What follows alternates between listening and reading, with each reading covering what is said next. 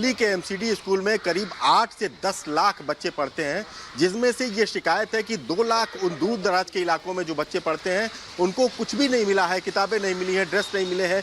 2 महीने हो गए अगला सेशन शुरू होने के, वो किताब और अपने बैग ड्रेस से उनको अभी तक कोई मुहैया नहीं हो पाया है। इसको लेकर हाईकोर्ट ने कड़ी फटकार लगाई थी और कहा था कि सरकार, दिल्ली सरकार सिर्फ अपनी सत्ता चलाने के अहंकार में डूबी हुई है। हम इस समय पड़पड़गंज के एक स्कूल के एमसीडी स्कूल के पास है। आप देखिए कि स्कूल में पढ़ाई शुरू हो गई है और बच्चे जो हैं वो प्रेयर में भाग ले रहे हैं, सबको ड्रेस मिली हुई है। और ये स्कूल, चूंकि ये इलाका जो है मनीष सिसोदिया का इलाका है और ये इस मामले में यहाँ पे अच्छी बात यह है कि सब बच्चों को मिल गया है, क्योंकि डिप्टी सीएम यहाँ के मनीष सिसोदिया हैं, इस जो शिक्षा मंत्री भी थे। और हम एक गार्जियन हैं, उनसे बात करते हैं। आपके कितने बच्चे पढ़ते हैं इस स्कूल में? 2 पढ़ते हैं। 2 बच्चे? हाँ। दोनों को किताबें मिल गई हैं? हाँ, किताबें मिल गई हैं। ड्रेस मिल गई है? ड्रेस मिल गया। और बाकी कोई चीज़ ऐसी नहीं है जो स्कूल से मिलनी चाहिए वो नहीं मिली होगी? नहीं, जो सामान आता है मिलता है। ड्रेस के लिए कितना पैसा मिला है? 1100 रुपये। तो ये कब मिला है आपको स्कूल से ड्रेस और ये किताबें? 2 महीना हो गया। 2 महीने पहले। तो देखिए, ये 2 महीने पहले जब ये सेशन शुरू हुआ था उस समय ही ये पड़पड़गंज का इलाका है और ये कहा जा रहा है शिक्षा मंत्री का इलाका है, इसलिए जो मनीष सिसोदिया शिक्षा मंत्री थे उनका इलाका है, इसलिए सब चीज़ें यहाँ पे दुरुस्त थी। लेकिन सवाल ये है कि जो दूसरे स्कूल हैं जिसमें 2 लाख बच्चे अभी भी मूलभूत सुविधाओं से महरूम हैं, उनको कुछ भी नहीं मिला है, वो आखिर कैसे अपनी पढ़ाई पूरी करेंगे? आरटीई एक्ट कहता है कि उनका अधिकार है कि उनको हर चीज मुहैया कराई जाए। यहाँ पैसा भी मिल गया, ड्रेस का उनके खाते में जा चुका, उनकी कॉपियां भी मिल गई हैं, उनके बैग्स भी मिल गए हैं। आपने देखा होगा कि जो बच्चे प्रेयर में थे वो बाकायदे ड्रेस में थे। बिल्कुल, यानी अब देखने वाली बात होगी कि आज कोर्ट में इस मसले को लेकर किस तरह से चीजें निकलकर सामने आती है। दिल्ली हाईकोर्ट आज दिल्ली के एमसीडी स्कूलों में करीब 2 लाख से अधिक बच्चों के किताब न मिल पाने के मामले पर आदेश देगा। 2 दिन पहले हुई सुनवाई के दौरान कोर्ट ने दिल्ली सरकार को जमकर फटकार भी लगाई थी। आज के आदेश पर अब विपक्ष की निगाहें भी टिकी हुई है। देखिए रिपोर्ट।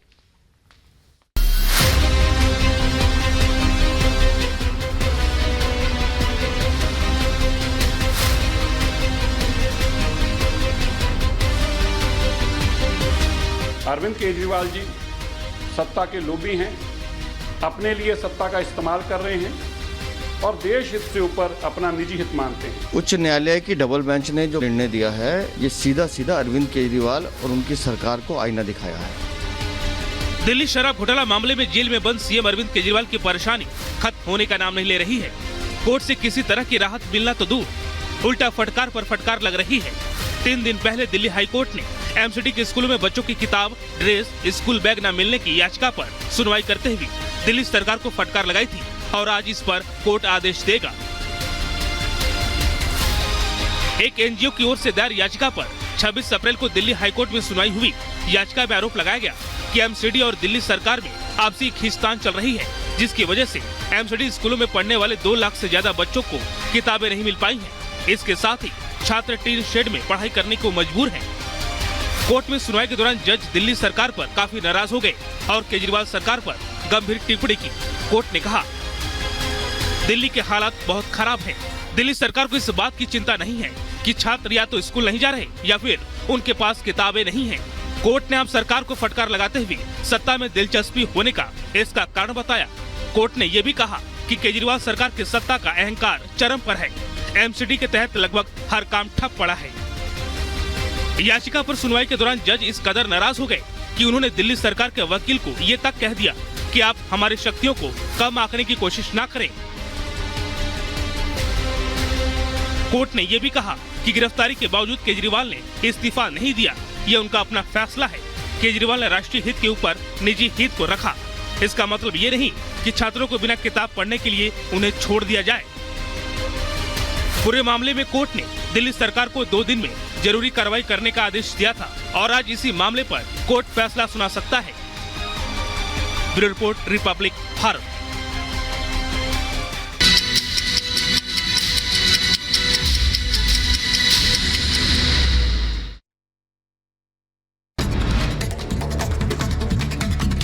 बिहार के पूर्णिया में फल मंडी में लगी भीषण आग। फल मंडी में देर रात लगी आग से भारी नुकसान। मौके पर पहुंचे पप्पू यादव आग बुझाते नजर आए। अब तक आग लगने से किसी के हताहत होने की खबर नहीं। यूपी के बहराइच में देर रात बीच सड़क पर दबंगों ने जमकर मचाया उत्पात। दो पक्षों में जमकर चले लाठी डंडे। घटना के बाद से आरोपी फरार। मारपीट का वीडियो सोशल मीडिया में वायरल हो रहा है। छत्तीसगढ़ के बेमेतरा में भीषण सड़क हादसा हुआ। सड़क किनारे खड़ी ट्रक में पिकअप गाड़ी में टक्कर मार दी। हादसे में 8 लोगों की मौत हो गई, जबकि 23 लोग घायल बताए जा रहे हैं। पारिवारिक समारोह में शामिल होकर लौट रहे थे सभी।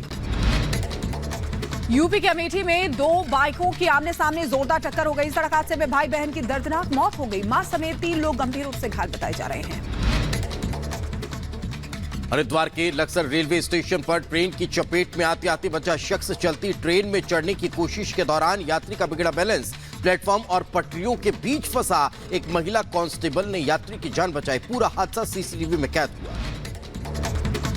जम्मू कश्मीर के गांदरबल में भयानक हादसा हुआ है। सिंध नदी में यात्रियों से भरा वाहन गिरने से हड़कंप मच गया। हादसे में 4 लोगों की मौत हुई है। एसडीआरएफ ने रेस्क्यू कर 3 लोगों को बचाया। तीनों का अस्पताल में इलाज चल रहा है।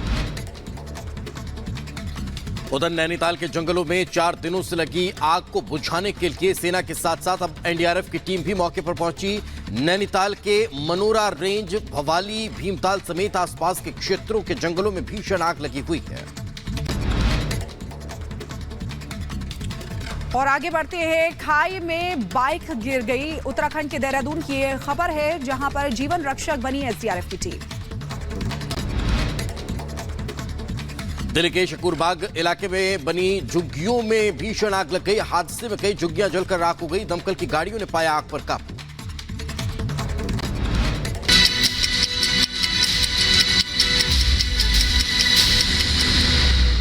दिन भर चर्चा का विषय बनी रहती हैं, जिसमें आज है सबसे पहली खबर मायावती के भतीजे और बीएसपी के कोऑर्डिनेटर आकाश आनंद की, जिन्होंने भड़काऊ बयान दिया है। वहीं दूसरी खबर है अरविंद केजरीवाल की।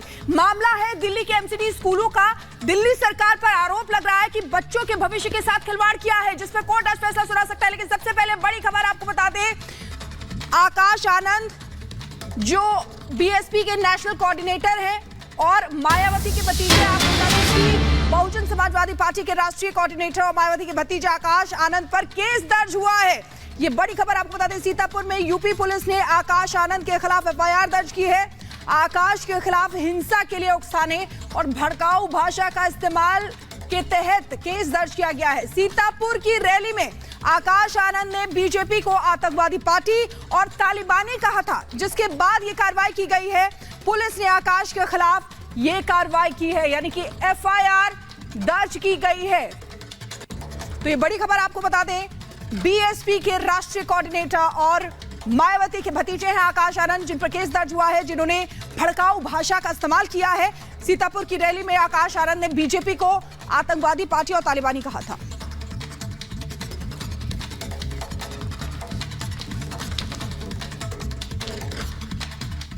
तो मायावती के भतीजे और बहुजन समाज पार्टी के नेशनल कोऑर्डिनेटर आकाश आनंद के खिलाफ सीतापुर में एफआईआर दर्ज कर ली गई है। आकाश आनंद को चुनावी रैली में भड़काऊ भाषण देना महंगा पड़ गया। मायावती के भतीजे ने बीजेपी के खिलाफ क्या बयान दिया और कैसे उस पर सियासत शुरू हो चुकी है, इस रिपोर्ट में देख लीजिए।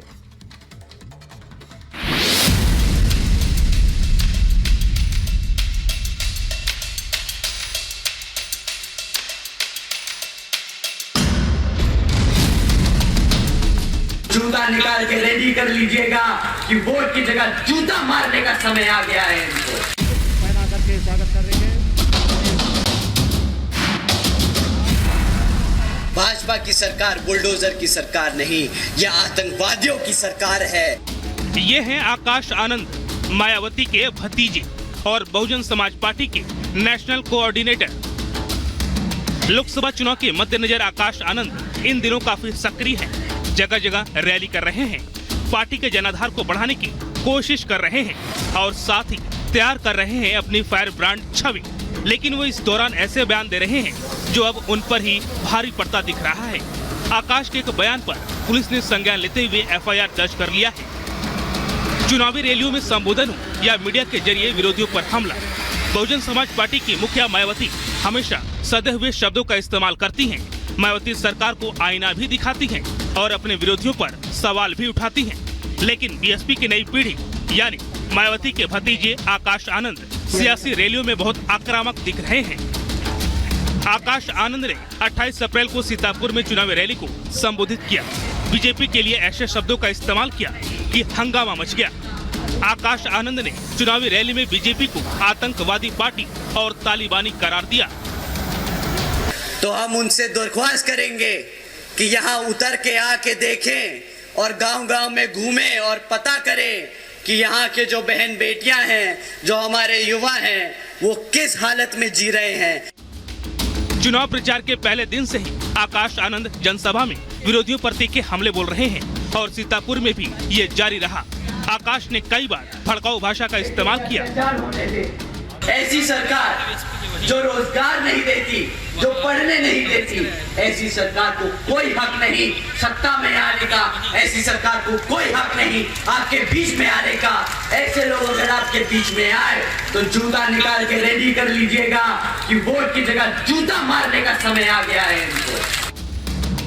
वहीं आकाश के बयान पर बीजेपी ने उन्हें घेरा और साफ शब्दों में चेताया कि उनकी बयानबाजी चुनाव में भारी पड़ेगी। इसके साथ ही आकाश आनंद को नए परिवारवाद का नया अंकुरण करा दिया।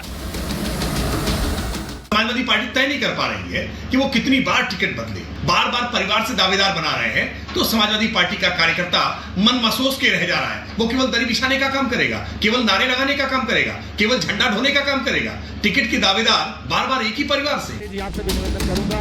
आकाश आनंद सीतापुर में बीएसपी प्रत्याशी के समर्थन में जनसभा को संबोधित कर रहे थे। पुलिस ने आदर्श आचार संहिता का उल्लंघन मानते हुए केस दर्ज किया है, जिसमें आकाश आनंद और सीतापुर, लखीमपुर और धोरहरा से बीएसपी प्रत्याशी समेत कई लोगों के खिलाफ एफआईआर लिखी है।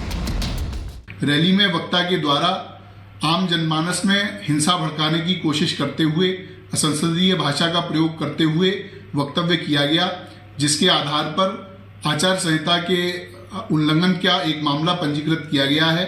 इसमें धारा 171C, 153B, 188, 505(2) तथा आरपी एक्ट की धारा 125 के अंतर्गत अभियोग पंजीकृत किया गया है। अग्रिम वैधानिक कार्रवाई की जा रही है। आकाश आनंद जब से चुनावी मैदान में उतरे हैं तब से आक्रामक नजर आ रहे हैं। यूपी और केंद्र की बीजेपी सरकार को सवालों के कटघरे में खड़ा कर रहे हैं, जिस पर बीजेपी भी पलटवार करने से बाज नहीं आ रही है। Bureau report, Republic Bharat.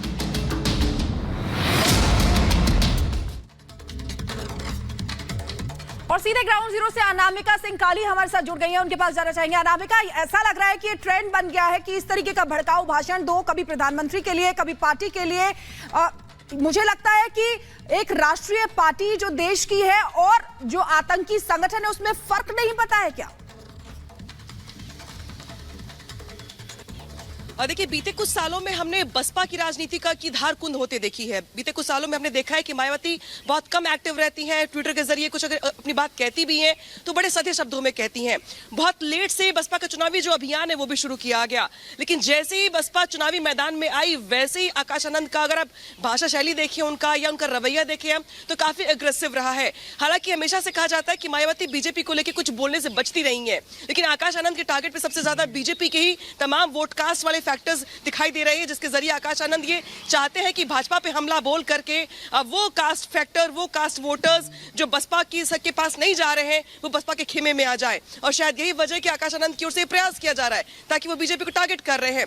हालांकि इस बार आकाश आनंद की मुश्किलें बड़ी भी दिखाई दे रही हैं। मुकदमा पंजीकृत कर लिया गया है, बेशक यहाँ पे आचार संहिता की धज्जियां उड़ाई गई हैं, बेशक उनकी ओर से जो शब्दावली इस्तेमाल की गई है वो स्वस्थ राजनीति में सर्वमान्य नहीं होगी, लिहाजा इसको लेकर के जो मुश्किलें हैं उनकी वो बढ़ने वाली हैं, बढ़ सकती भी हैं। लेकिन चुनाव के बीच में आकाश आनंद का ये जो बहुत ही आक्रामक रवैया बताने के लिए काफी है कि आकाश आनंद को ये बात साफ साफ पता है कि जो जिन वोटरों में सेंध लगानी है बेसिकली वो वोटर्स है जो भाजपा के पास जा सकते हैं, सपा कौन से छिटक करके के या बसपा के कोर वोटर्स रहे हैं, पिछले कुछ सालों में छिटके हैं बीजेपी की ओर, तो उनको कैसे अपनी पार्टी में वापस लाया जाए, कैसे अपने वोटरों को इंटैक्ट रखा जाए, उसकी ये प्रैक्टिस भी दिखाई देती है। साथ ही साथ ये भी दिखाई देता है कि अभी आकाश आनंद को इस बात का अनुभव नहीं है कि ऐसे भाषा शब्दों का प्रयोग करके तमाम नेताओं को जेल की हवा खानी पड़ी है, या उनकी मुश्किलें बढ़ती रही हैं, या उन्हें कोर्ट के मुहाने पहुंचाया गया है।